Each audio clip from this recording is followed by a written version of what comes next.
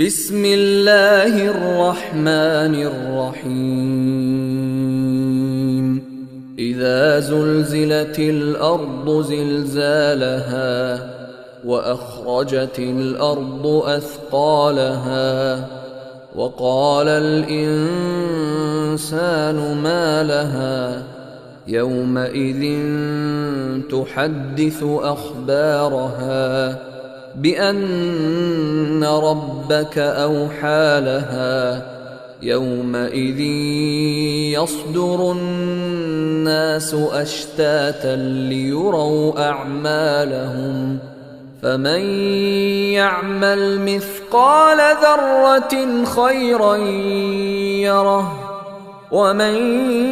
يعمل مثقال ذرة شرا